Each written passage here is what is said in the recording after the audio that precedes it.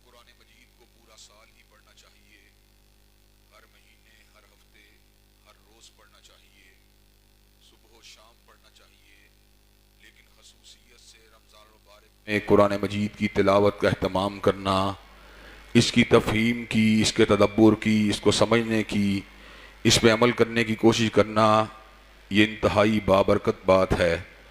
اس کی بنیادی وجہ یہ ہے کہ رمضان اور قرآن مجید کا آپس میں بڑا ہی گہرا تعلق ہے۔ اللہ تبارک و تعالیٰ فرماتے ہیں شہر رمضان الذی انزل فیہ القرآن ھدی للناس وبینات من الھدی والفرقان، کہ رمضان کا مہینہ وہ مہینہ ہے جس میں اللہ تبارک و تعالیٰ نے قرآن مجید کو نازل کیا۔ قرآن مجید کو نازل کرنے کا مطلب کیا ہے؟ اس لیے کہ ہمارے علم میں تو یہ بات ہے جو عام طور پہ ہمیں سننے کو ملتی ہے، وہ یہ ہے کہ قرآن مجید جملہ واحدہ کی حیثیت سے نہیں بلکہ 23 برس کے عرصے کے اندر رفتہ رفتہ حضرت رسول اللہ صلی اللہ علیہ وسلم کے قلب اطہر پہ اترتا رہا۔ حضرات گرامی قدر، اس بات کی تفصیل اور اس کا جواب یہ ہے کہ اللہ تبارک و تعالیٰ نے قرآن مجید کو لوح محفوظ میں رکھا ہوا تھا۔ اللہ تبارک و تعالیٰ نے رمضان المبارک کے آخری دھاکے کی ایک تاکرات کے اندر اس کو لوح محفوظ سے آسمان دنیا کے اوپر منتقل فرما دیا، اور اس آسمان دنیا سے بھی 23 برس کے عرصے کے اندر یہ حضرت رسول اللہ صلی اللہ علیہ وسلم کے قلب اطہر پہ اترتا رہا۔ نزول قرآن مجید جو ہے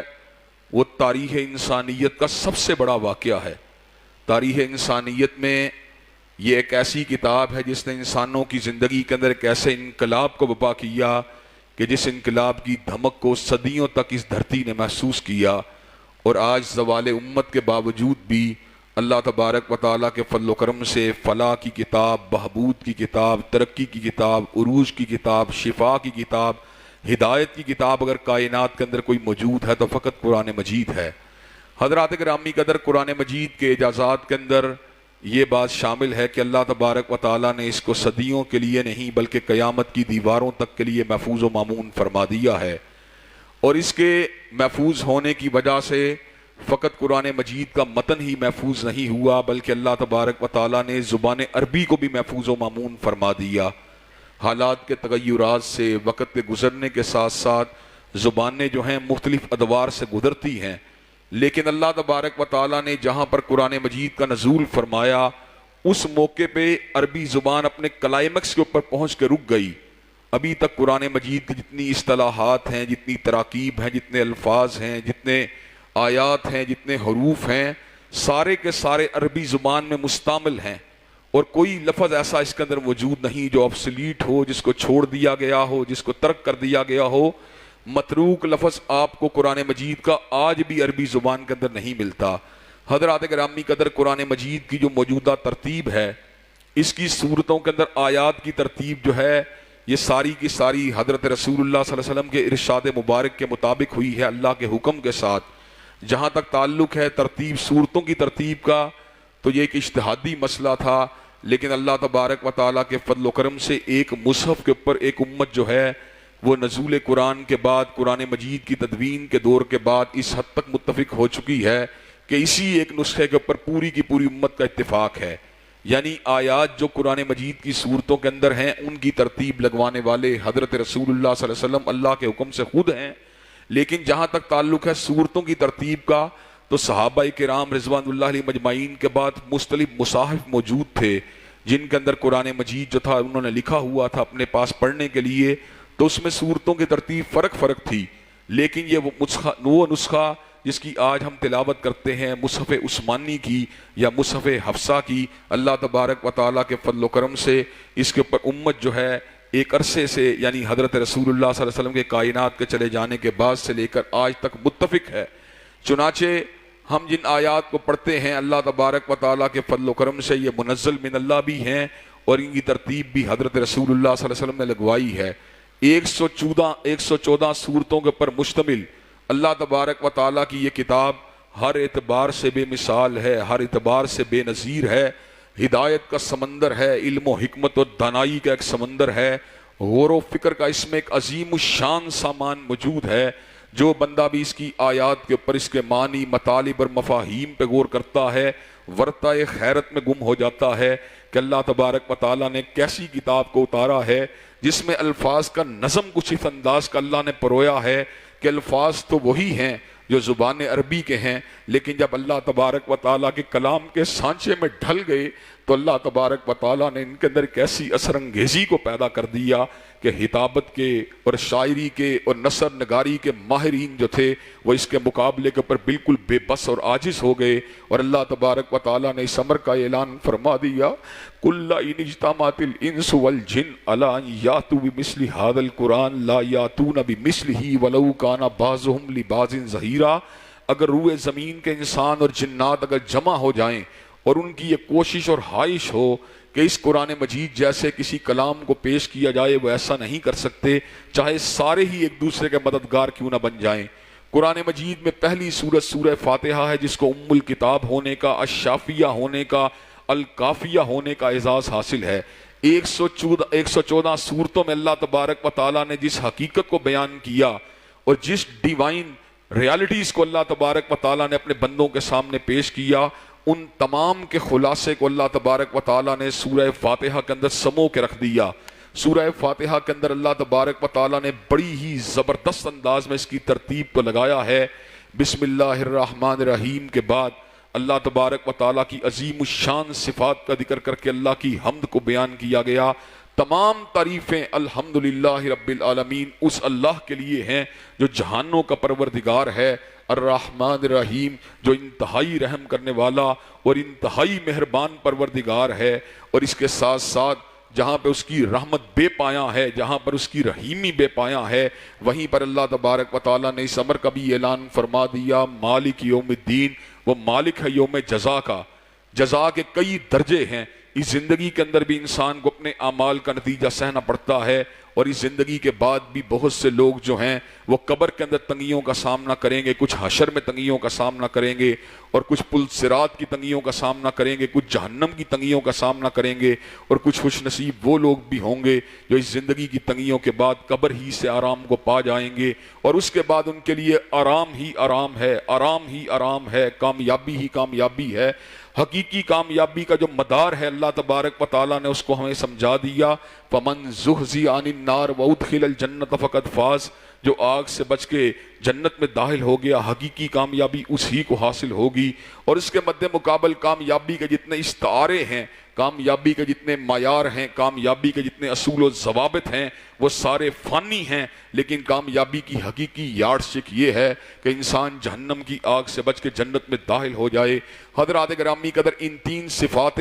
عظمیٰ کے بعد، یعنی اللہ کی ربوبیت کے بعد، اس کے رحمان و رحیم ہونے کے بعد، اور اس کے یوم جزا کے مالک ہونے کے بعد، یوم جزا کا انعقاد اس کا بہت بڑا ایک مقصد ہے کہ دنیا کے اندر بہت سے لوگ ایسے ہیں جو حق کے اوپر ہونے کے باوجود اپنے حق کو پانے سے قاصر ہو جاتے ہیں، اور بہت سے لوگ ایسے ہیں جن کا استحصال ہو جاتا ہے، بہت سے لوگوں کا استیصال ہو جاتا ہے، اور بہت سے لوگ ناحق ہونے کے باوجود لوگوں پہ غلبہ پا لیتے ہیں، ظلم کرنے میں کامیاب ہو جاتے ہیں، اور اس دنیا کے اندر ان کو سزا بھی نہیں ملتی۔ چنانچہ اللہ تبارک و تعالیٰ نے ایک ایسے دن کو قائم کر دیا ہے جس دن اللہ تبارک و تعالیٰ ہر نیک عمل کرنے والے کو اس کے عمل کا پورا پورا بدلہ دیں گے، اور ہر برے عمل کرنے والے کے لیے اللہ تبارک و تعالیٰ نے اس دن جزا کو رکھ دیا، اس دن احتساب کے دن کو مقرر کر دیا۔ اللہ تبارک و تعالیٰ نے ان تین صفات کے ذکر کے بعد پھر بندوں کی توجہ اپنی طرف ملتفت کروائی اور اس امر کا اعلان فرما دیا، ایاک نعبد و ایاک نستعین، اللہ ہم تیری ہی پوجا کرنے والے ہیں،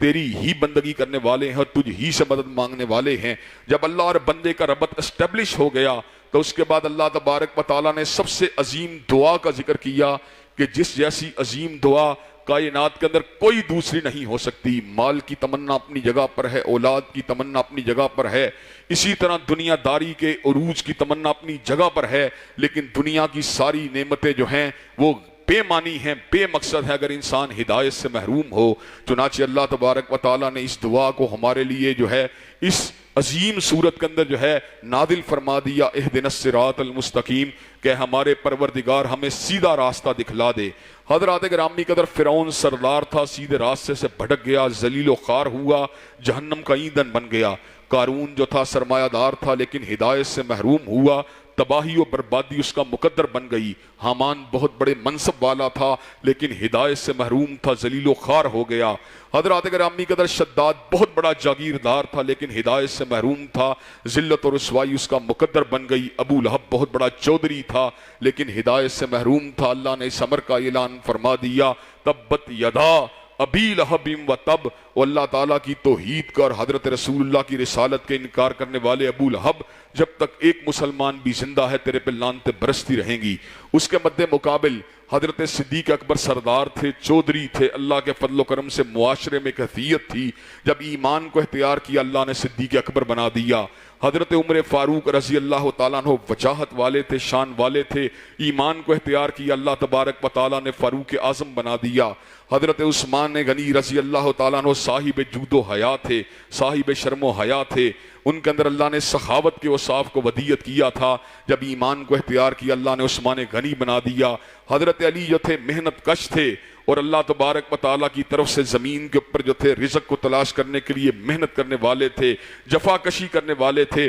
اور فارغ اوقات میں شب زندہ دار تھے، تہجد گزار تھے، للہیت والے تھے، فقر والے تھے۔ اللہ تبارک و تعالیٰ نے حیدر کرار بنا دیا۔ حضرت بلال حبشی رضی اللہ تعالیٰ عنہ جو تھے غریب الدیار تھے، مفلوق الحال تھے، پردیسی تھے۔ جب ہدایت ان کے مقدر میں آئی تو اللہ تبارک و تعالیٰ نے اتنا بلند مقام عطا کیا کہ زمین پہ چلتے تھے لیکن قدموں کی آہٹ کی آواز جنتوں میں سنائی دیتی تھی۔ حضرات گرامی قدر ہدایت کے حصے دو ہیں، صراط مستقیم کے حصے دو ہیں۔ ایک حصہ مثبت معنوں میں، ایک حصہ جو ہے اس سے منفی معنوں میں، یعنی بچنا ضروری ہے۔ ہدایت پہ بندہ کب ہوگا اور ہدایت سے بندہ کب محروم ہوگا، اس کے ذریعے جو ہے دعا کو اللہ نے مکمل کیا۔ اللہ سیدھا راستہ دکھلا دے۔ کن لوگوں کا راستہ؟ صراط الذین انعمت علیہم، اللہ ان لوگوں کا جن کے اوپر تیری رحمتوں کی برکھا برستی رہی، جن پہ تیرا فضل عظیم کا نزول ہوتا رہا، جن کے اوپر آپ انعام فرماتے رہے۔ انعام یافتہ چار گروہ، اولئک الذین انعم اللہ علیہم من النبیین والصدیقین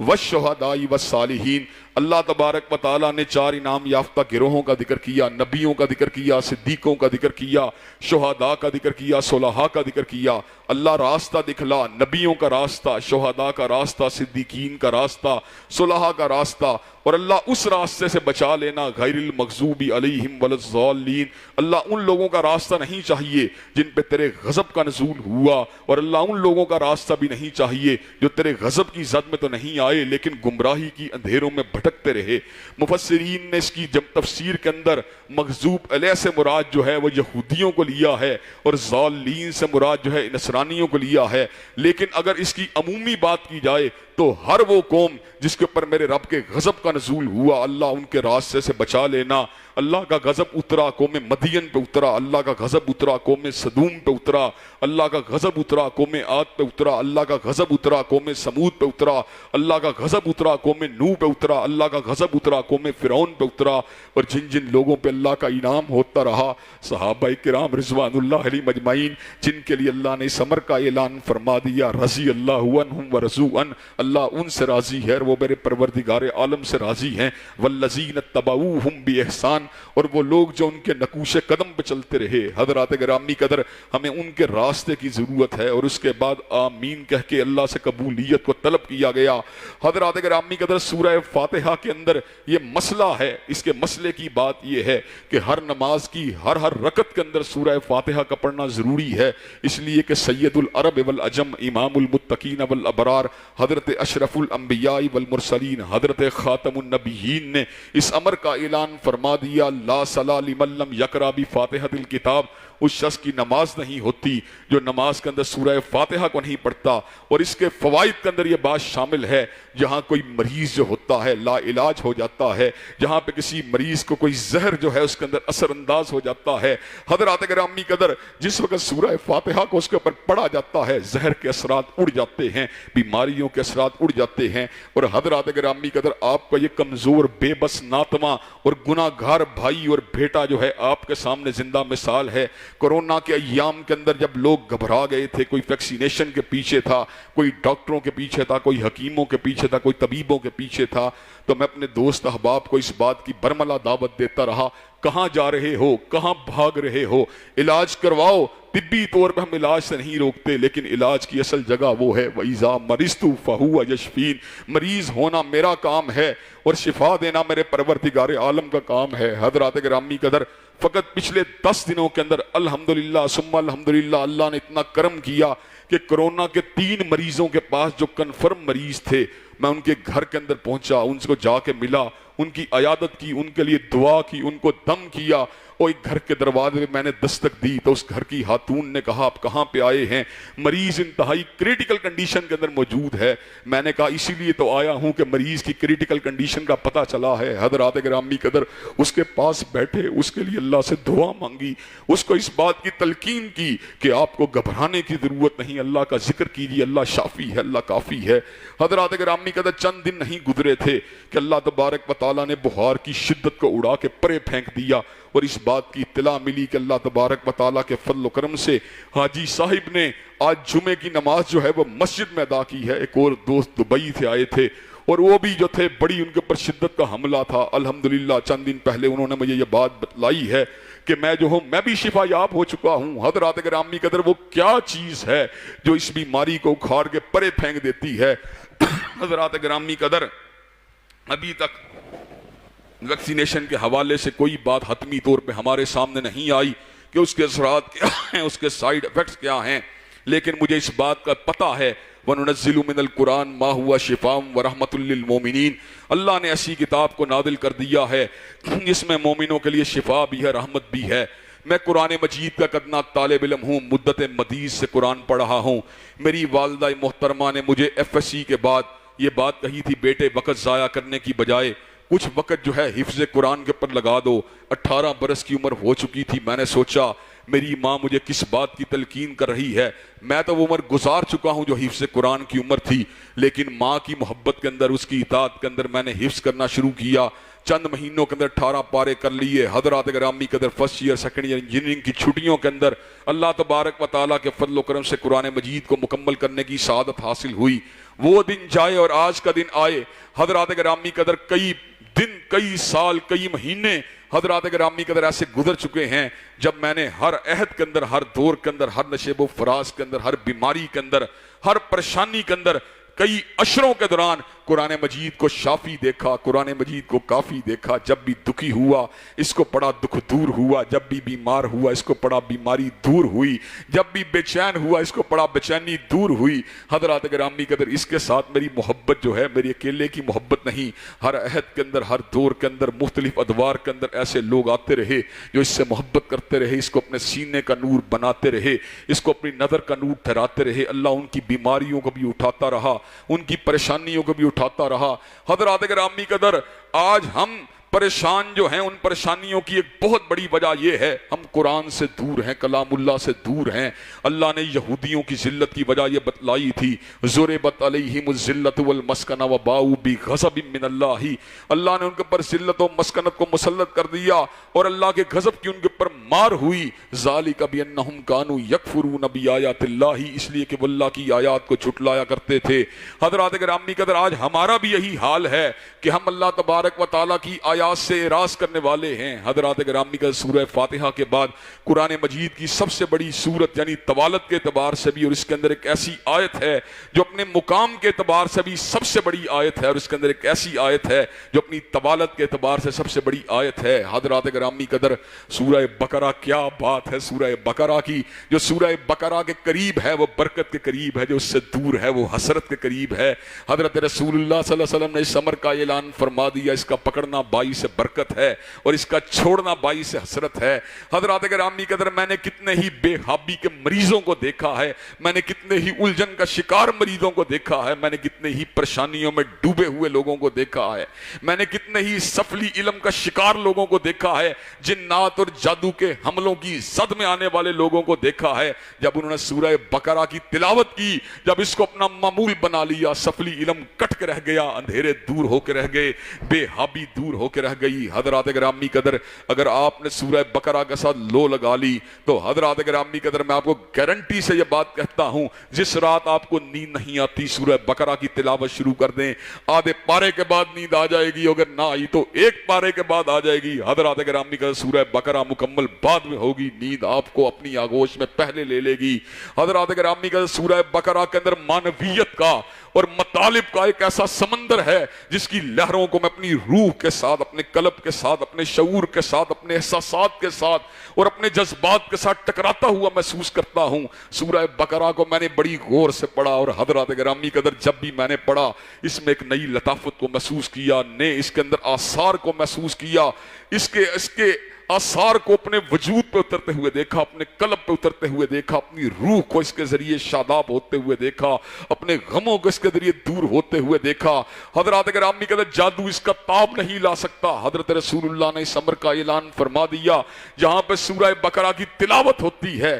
شیطان اس گھر سے بھاگ جاتا ہے. حضرات گرامی قدر جب اب دن پڑھتے ہیں 3 دن تک شیطان اس گھر میں نہیں آتا, جس رات کو پڑھی جاتی ہے 3 راتوں تک اس گھر میں شیطان نہیں آتا. حضرات گرامی قدر اس سورت کا آغاز حروف مقطعات سے ہوتا ہے. قرآن کی بہت سی صورتیں ایسی ہیں جن کا آغاز حروف مقطعات سے ہوتا ہے. الف لام میم, کسی طرح کسی جگہ پہ اللہ نے الف لام میم را کے الفاظ کہے, کہیں الف لام را کے الفاظ کہے, کہیں یاسین کے الفاظ کہے, کہیں کاف کہا, کہیں تاہا کہا. حضرات گرامی قدر کہیں پہ کاف ہا یا عین صاد کہا. اللہ تبارک و تعالیٰ نے ان الفاظ کے ساتھ ساتھ جب بھی ذکر کیا 1-2 مقامات کو چھوڑ کے نزول قرآن کا ذکر کیا, اپنی کتاب کے نازل ہونے کا ذکر کیا. الف لام میم ذالک الکتاب لا ریب فیہ, الف لام را تلک آیات الکتاب المبین, یاسین والقرآن الحکیم, طٰہٰ ما انزلنا علیک القرآن کما انزلنا علیک القرآن لتشقیٰ.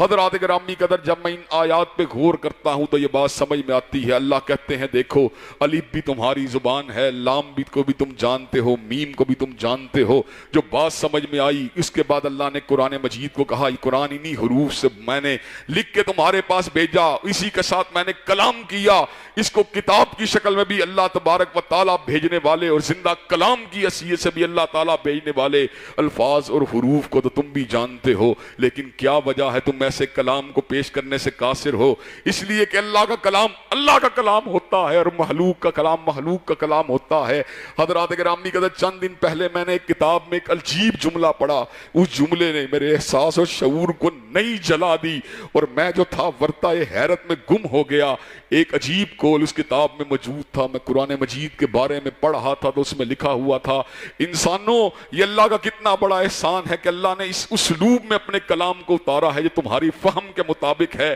اللہ کے اس احسان عظیم کا تم جتنا بھی شکریہ ادا کرو تم اس کے احسان کے شکریہ کو ادا نہیں کر سکتے. اللہ جو اس کی فصاحت و بلاغت ہے, حضرات گرامی قدر اس کی فصاحت و بلاغت تک انسان کی رسائی کیسے ہو سکتی ہے, لیکن اللہ تبارک و تعالیٰ نے محلوق کی سمجھ کے اسلوب کے اندر کلام کر کے ہمارے لیے ہدایت کے دروازوں کو کھول دیا اور اس امر کا اعلان فرما دیا وَلَقَدْ يَسَّرْنَا الْقُرْآنَ لِلذِّكْرِ کہ اللہ نے قرآن مجید کو سمجھنے کے لیے آسان بنا دیا ہے. حضرات گرامی قدر اللہ تبارک و تعالیٰ نے اس امر کا اعلان فرما دیا ذَلِكَ الْكِتَابُ لَا رَيْبَ فِيهِ, اس کتاب کے منزل من اللہ ہونے میں کوئی شک نہیں ہے. هُدًى لِّلْمُتَّقِينَ, اور یہ ہدایت ہے ہر اس شخص کے لیے جس کے دل میں خوف خدا ہے, جس کے دل میں اللہ تبارک و تعالیٰ کی خشیت ہے, جو اللہ تبارک و تعالیٰ سے ڈرنے والا ہے, جس کے دل میں رب کا ڈر نہیں اور جس کو اللہ کے سامنے پیشی کا احساس نہیں, وہ تو اس قرآن مجید سے فیض یاب نہیں ہوگا. لیکن جس کے دل میں اللہ کی خشیت ہے, جس کو اپنے پروردگار کی ملاقات کا یقین ہے,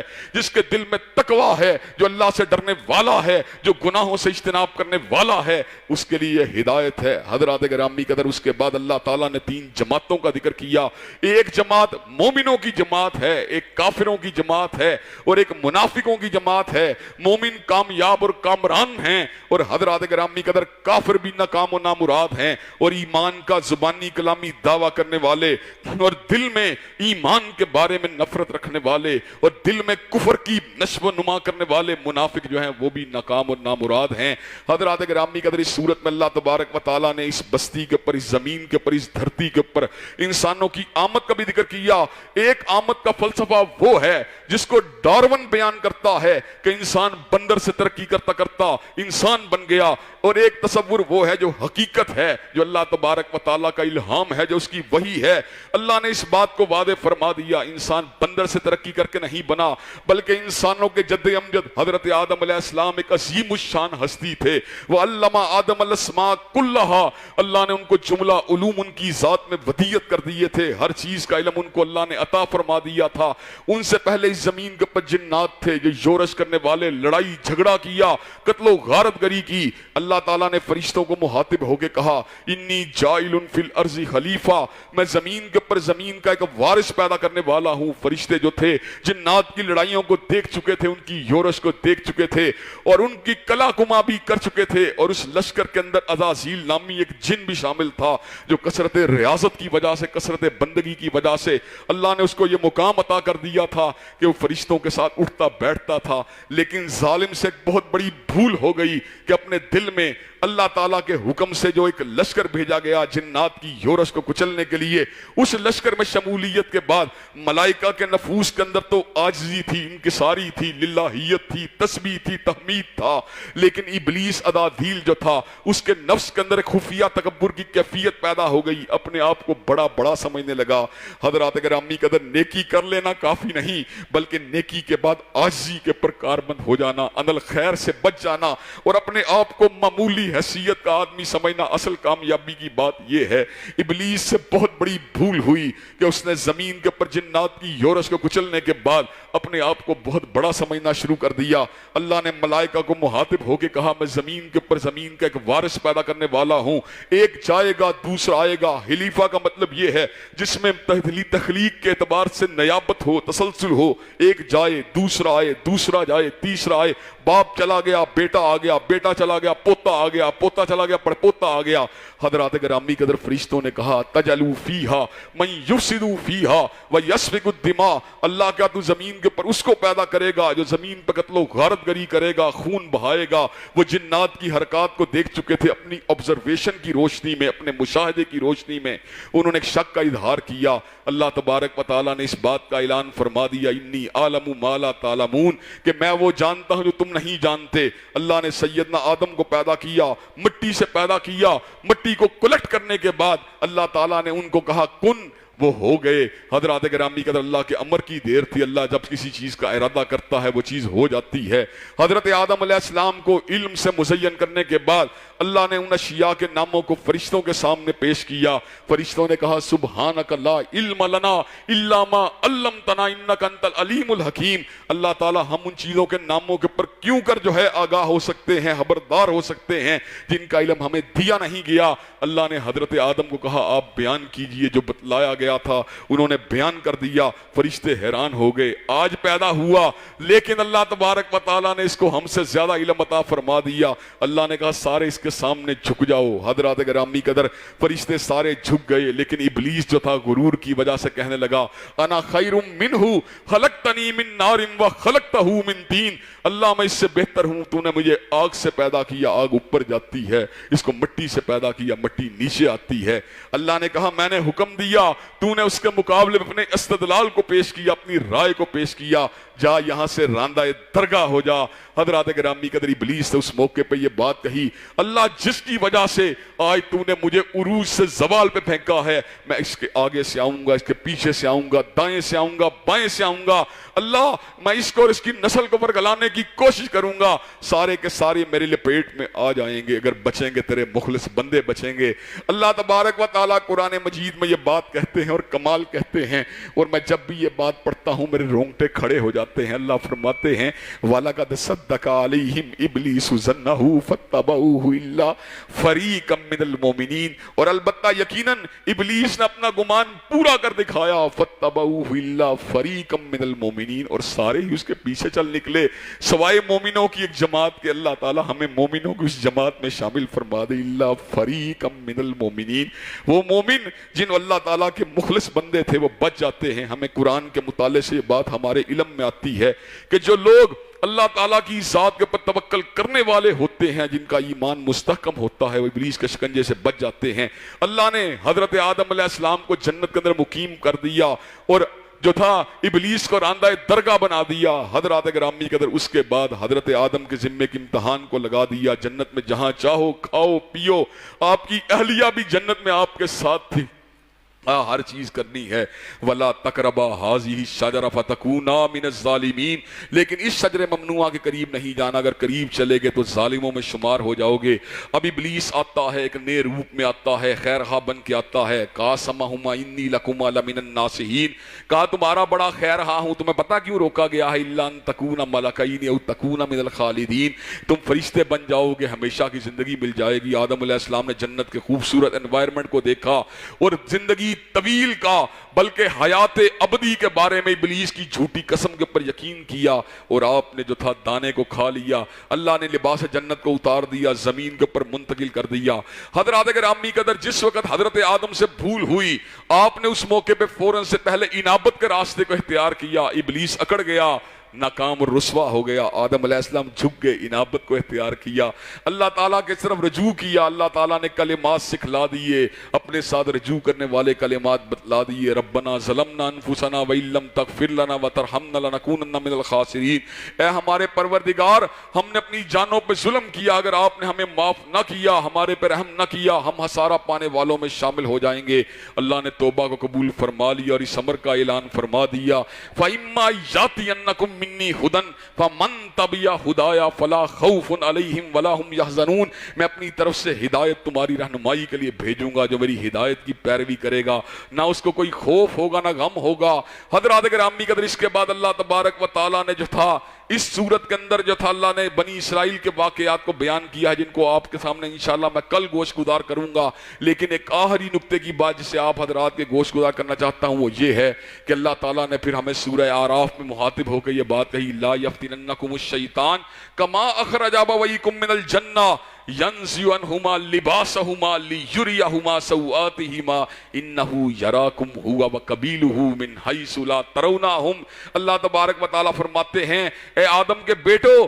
تمہیں شیطان کسی فتنے کے اندر مبتلا نہ کر دے، جس طرح اس نے تمہارے آبا کو، تمہاری ماں کو جنت سے باہر نکلوا دیا، تمہارے باپ کو، تمہاری ماں کو جنت سے باہر نکلوا دیا تھا۔ ینزع عنہما لباسہما لیریہما سوآتہما، لباس جنت ان سے اتر گیا تھا۔ حضرات گرامی قدر، اللہ تبارک و تعالیٰ فرماتے ہیں اس سے بچنا ضروری ہے۔ اللہ انڈیکیٹ کرتے ہیں، پن پوائنٹ کرتے ہیں، وجہ کیا ہے؟ انہ یراکم ہوا وقبیلہ من حیث لا ترونہم، وہ اور اس کا قبیلہ تمہیں وہاں سے دیکھتا ہے جہاں سے تم ان کو نہیں دیکھتے۔ وہ تمہارے خلاف خفیہ سازشوں کے جالے بنتا ہے، وہ تمہارے لیے برے اعمال کو مزین کرتا ہے، وہ تمہیں تدریجاً برے اعمال کی طرف لے کے جاتا ہے، وہ تمہیں نیکی کے راستے سے تدریجاً ہٹاتا ہے۔ حضرات گرامی قدر، چنانچہ ہم نے اس کے دام تزویر سے بچنا ہے، ہم نے اس کے شکنجے سے بچنا ہے۔ کیسے بچ سکتے ہیں؟ اللہ کی مدد کے ساتھ، اس کی عطا کردہ عافیت کے ساتھ، اس کے ساتھ تعلق کے ساتھ، اس کے ساتھ انابت کے ساتھ، للہیت کے ساتھ، ایمان کے ساتھ، اعمال صالحہ کے ساتھ، قرآن کے ساتھ تمسک کو اختیار کر کے، سنت نبوی شریف کے ساتھ وابستگی کو اختیار کر کے۔ اللہ تبارک و تعالی ہم سب کو جو ہے ان چیزوں کو جو ہے سمجھنے کی توفیق عطا فرما دے۔ وآخر دعوانا ان الحمدللہ رب العالمین۔